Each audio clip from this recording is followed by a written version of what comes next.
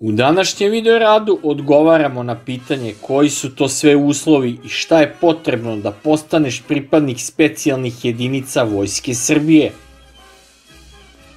Ministarstvo odbrane i Vojska Srbije raspisali su konkurse za prijem novih pripadnika u 63. padobransku brigadu, 72. brigadu za specijalne operacije i odred vojne policije specijalne namene Kobre, na koji se mogu prijaviti svi zainteresovani kandidati starosti do 30 godina.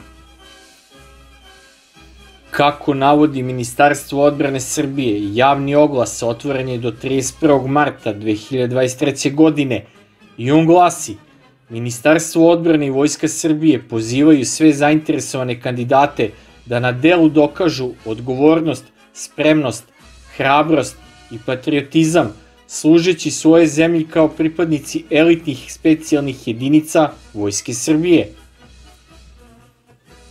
A šta sve kandidati treba da ispune da bi postali pripadnici specijalnih jedinica?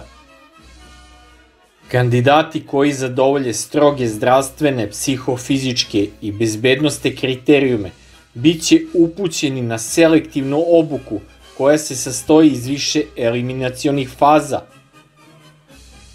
Kako je navedeno u konkursu, najuspešniji kandidati dobit će priliku da stupe u profesionalnu vojnu službu na određeno vreme u trajanju od 6 meseci, uz mogućnost produžetka ugovora o radu na period do 3 godine i njegovog kasnijeg obnavljanja.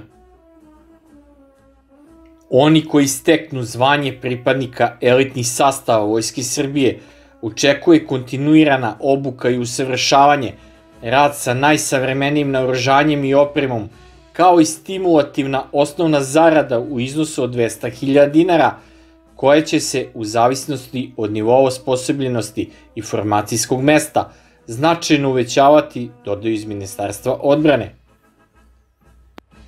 Mesto rada budućih pripadnika 63. padobranske brigade biće u Nišu. Sve o ovoj elitnoj jedinici Vojske Srbije možete pogledati klikom na link u gornjem desnom uglu ekrana. Oni koji budu primljeni u 72. brigadu za specijalne operacije službovaće u garnizonu Pančevo, dok će budući pripadnici Kobri raditi u Beogradu.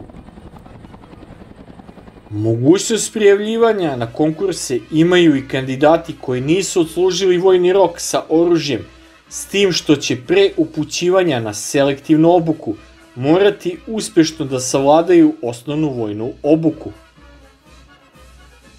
Ministarstvo odbrane i Vojska Srbije pozivaju sve zainteresovane kandidate da na delu dokažu odgovornost, spremnost, hrabrost i patriotizam, služeći svoje zemlji kao pripadnici elitnih specijalnih jedinica, zaključuju se u saopštenju Ministarstva odbrane Srbije.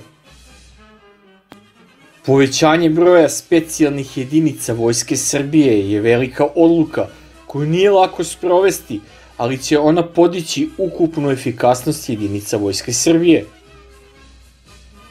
Ukupno 5.000 pripadnika specijalnih jedinica sa osnovnom platom od 210.000 dinara mesečno znači dodatni trošak za plate koji se izdvaja iz budžeta Ministarstva odbrane od 10,5 milijardi dinara godišnje, odnosno dodatno oko 90 miliona eura godišnje.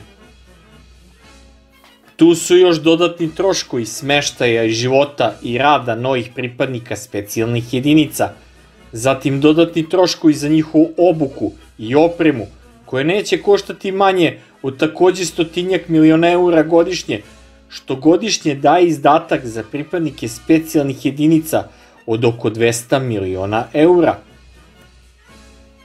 Da li će 5.000 pripadnika specijalnih jedinica biti dovoljno da u slučaju veće konflikte, recimo sa pripadnicima specijalnih kosovskih snaga i NATO jedinicama koje bi im dale podršku, biti dovoljno? Odgovor na to pitanje je kratak i jasan. Da, u par nedelja sukoba, ali nikako u nekom opštem sukobu sa NATO snagama kao 1999. godine, a kao što je poznato da se rezervni sastav Vojske Srbije iz godine u godinu smanjuje za više hiljada pripadnika svake godine, jer nema redovnog služenja vojnog roka, već samo onih koji se dobrovoljno javljaju da ga služe, jer žele da se zaposle kao profesionalni vojnici u Vojsci Srbije. To znači da ratna vojska Srbije se rapidno smanjuje i da će, ako se ne uvede obavezno služenje vojnog roka, Srbija u periodu posle 2030. godine doći u situaciju da ne može da se odbrani u slučaju nekog združenog napada više oružanih snaga na njenu teritoriju i narod. Ipak treba biti realan i reći da to stanje nije od juče, da je srpska vojska sistematski uništavana od 2000. godine i da je bilo teško vratiti ono što je nekad imala pre 2000-ih godina. U poslednjih par godina rešeni su problemi kadrovske strukture, brojnog stanja, vraćeni u upotrebljivo stanje i ručni raketni bacači Zolja i više od polovine svakog vojnog vozila, guseničara, lovaca, jurišnih i školskih borbenih aviona, borbenih helikoptera, pa sve do dronova. Ova odluka o povećanju brojnog stanja specijalnih jedinica na 5000 pripadnika je važna za napredak i dalje jačanje Vojske Srbije, pogotovo ako se ima u vidu rasplasavanje rata u Ukrajini i njegovo moguće prelivanje u vidu oružanih sukoba na Balkanu.